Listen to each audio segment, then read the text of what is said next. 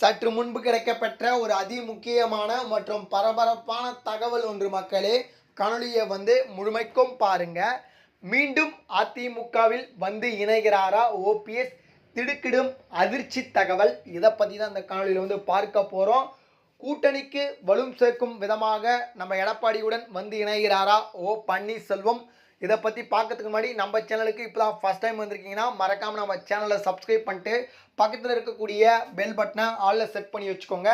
அப்போ தான் நம்ம போடுற ஒவ்வொரு அரசியல் அப்டேட்டும் பார்த்தீங்கன்னா உங்களுக்கு உடனுக்குடனே பார்த்தீங்கன்னா நோட்டிஃபிகேஷனில் வரும். இப்போ வாங்க வீடியோக்குள்ளே போயிடலாம். அதாவது அதிமுகவை பொறுத்தவரை உட்கட்சி மோதல் அது செல்வி ஜெயலலிதா அவர்கள் மறைவுக்கு பிறகிலிருந்தே பார்த்தீங்கன்னா இருக்கிறது.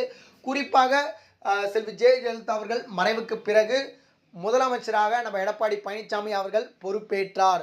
அதற்கு துணை முதலமைச்சராக நம்ம ஓ பன்னீர்செல்வம் அவர்கள் பொறுப்பேற்றார். இந்த ஒரு சூழ்நிலையில் பார்த்தீங்கன்னா அந்த 4.5 ஆண்டு ஆட்சி காலம் முடிந்ததுக்கு பிறகு பார்த்தீங்கன்னா நம்ம எடப்பாடி பழனிசாமி முற்றிலுமாக ஓ பன்னீர்செல்வத்தை தனித்து விடப்பட்டார். அதாவது பார்த்தீங்கன்னா துரத்தி அடித்து விட்டார் அப்படின்னே சொல்லலாம். குறிப்பாக பார்த்தீங்கன்னா அதற்கு பிறகு பார்த்தீங்கன்னா கட்சியில் எந்த ஒரு பொறுப்பும் கிடையாது உங்களுக்கு அப்படின்னு சொல்லிட்டு கட்சியிலிருந்து நீக்கிட்டார். ஆனால் பார்த்தீங்கன்னா அதுக்கப்புறம் ஓபிஎஸ்லாம் அதிமுகவுடைய கொடி சின்னத்திற்கு தேர்தல் ஆணையம் சென்றார். அதுக்கு பிறகு பார்த்தீங்கன்னா அவர் நான் அதிமுகவுடைய இணை ஒருங்கிணைப்பாளர் அப்படின்னு சொன்னார். ஒருங்கிணைப்பாளரும் கிடையாது, இணை ஒருங்கிணைப்பாளரும் கிடையாது. இந்த பதவி அதிமுக காலாவதி ஆகிவிட்டது அப்படிலாம் சொல்லிட்டு பார்த்தீங்கன்னா இப்போது தற்பொழுது அதிமுகவின் பொதுச் செயலாளராக நம்ம எடப்பாடி பழனிசாமி அவர்கள் இருக்கிறார். இந்த ஒரு சூழ்நிலை பார்த்தீங்கன்னா 2026 சட்டமன்ற தேர்தலை நோக்கி இப்போது தமிழ்நாடு சென்று கொண்டிருக்கிறது. இந்த ஒரு சூழ்நிலையில் பார்த்தீங்கன்னா தமிழகம் முழுவதுமாக பார்த்தீங்கன்னா அடுத்த முதல்வர் யார் அப்படின்றதுல பார்த்தீங்கன்னா மிகப்பெரிய ஒரு எதிர்பார்ப்புடன் இருக்கிறார்.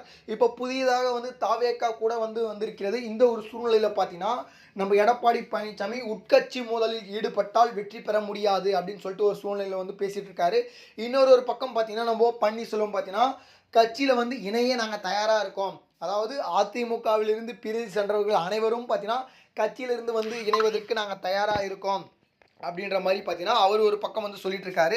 இது மீண்டும் பார்த்தீங்கன்னா ஓ பன்னீர்செல்வத்தை கட்சியில் சேர்ப்பதற்கான வாய்ப்பு இருக்கா அப்படின்னு சொல்லிட்டு கேட்டிங்கன்னா வாய்ப்பு இருப்பதற்கான வாய்ப்புகள் அதிகமாக இருக்குது. ஏன்னா ஓபிஎஸ் கட்சிக்கு விட்டார் என்றால் ஓபிஎஸ் உடைய இருக்கக்கூடிய மக்களுடைய ஆதரவு ஓட்டும் பார்த்தீங்கன்னா நம்ம அதிமுகவிற்கே விழும். அதனால் பார்த்தீங்கன்னா ஓபிஎஸும் இணைவதற்கான வாய்ப்புகள் இருக்குது. அடுத்த கட்டமாக பார்த்தீங்கன்னா கூட்டணியை வலுப்படுத்த வேண்டும் அப்படின்னு சொல்லிட்டு எடப்பாடி மிகப்பெரிய ஒரு திட்டத்தையும் தீட்டி வைத்திருக்கிறாராம்.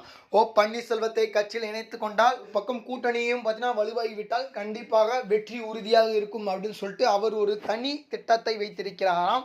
இதை பற்றி நம்ம அடுத்தடுத்து வரக்கூடிய காணொலியில் தான் பார்ப்போம். ஓ பன்னீர்செல்வத்தை மீண்டும் கட்சியில் சேர்க்கிறார்களா அதிமுகவில், இல்லை அவர் தனித்தே பார்த்தீங்கன்னா நிற்க போகிறாரா அப்படின்னு சொல்லிட்டு நம்ம பொறுத்திருந்து பார்ப்போம். இது போல சுவாரஸ்யமான அரசியல் உண்மை நிலவரங்களை நீங்கள் உடனுக்குடனே தெரிஞ்சுக்கணும்னு நினச்சிங்கன்னா நம்ம சேனலை மறக்காமல் சப்ஸ்கிரைப் பண்ணிட்டு பக்கத்தில் இருக்கக்கூடிய பெல் பட்டனை ஆலில் செட் பண்ணி வச்சுக்கோங்க.